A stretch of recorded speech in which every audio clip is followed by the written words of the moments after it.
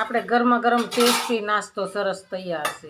આપણે રાતના નાસ્તા માટે આ કોબી લીધી છે અને 3-4 લીલા મરચાં લીધા છે અને લસણ અને આદુ, બાજરીનો લોટ છે, ઘઉંનો ચણાનો લોટ અને ઘઉંનો લોટ અને આપણે આ કસ્તુરી મેથી લેવાની છે। કસ્તુરી મેથી લેશું તો આપણે હવે બનાવવાની તૈયારી કરી। તો આપણે આની અંદર કોબીને ક્રશ કરી નાખવાની। હવે આની અંદર આપણે લસણ નાખી દઈશું। લસણ નાખી દઈશું અને લીલા મરચાં નાખી દઈશું। એમાં આપણે આદુનો ટુકડો નાખી દઈશું। તો આપણે હવે આને સાઈડમાં લઈ લઈશું। આપણે નાખીશું બાજરીનો લોટ 1 વાટકી, 1 વાટકી આપણે ચણાનો લોટ નાખીશું। 2 વાટકીથી થોડોક વધારે લોટ છે આપણે ઘઉંનો લોટ નાખીશું। આપણે આને સરસ સાળી લેવાનું છે। હવે આ મસાલો બનાવ્યો છે એ પેસ્ટ આપણે અંદર એડ કરી દઈશું। આપણે આ કસ્તુરી મેથી છે તો આપણે એને ધોઈ લેવાની, ધોયા વગર નહીં નાખવાની। ધોઈને નાખીએ તો માટી હોય તો આપણે આની અંદર કસ્તુરી મેથી નાખીશું।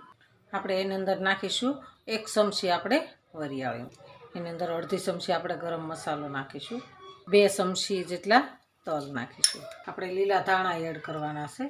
આપણે સ્વાદ પ્રમાણે મીઠું નાખીશું।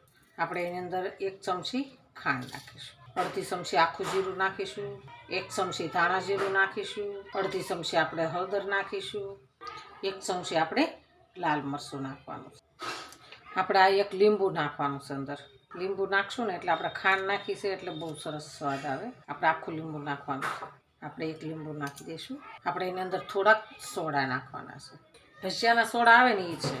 હવે બધા મસાલા આપણે ભરપૂર મસાલા તૈયાર થઈ ગયા છે તો આપણે બધા મિક્સ કરી દેવાના છે।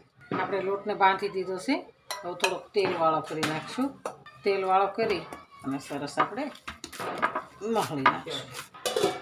આપણે હવે તેલ ગરમ મૂકી દઈશું। આપણે હવે એને વણી લેવાનું છે। તેલ ગરમ થાય ને એટલી વારમાં આપણે સરસ વણી લેવાનું। આપણે આવી રીતના પીસ બનાવી નાખવાના છે અને પછી આપણે આને તળી લેવાના। આપણે આવી રીતના તળી લેવાનું છે।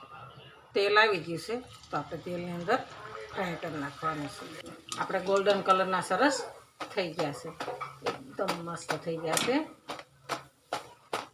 તો આપણે ડીશમાં કાઢી લઈશું। એકદમ મસ્ત બન્યું છે। તો હાલો ખાવા।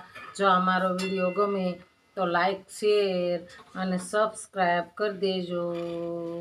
રાધે રાધે।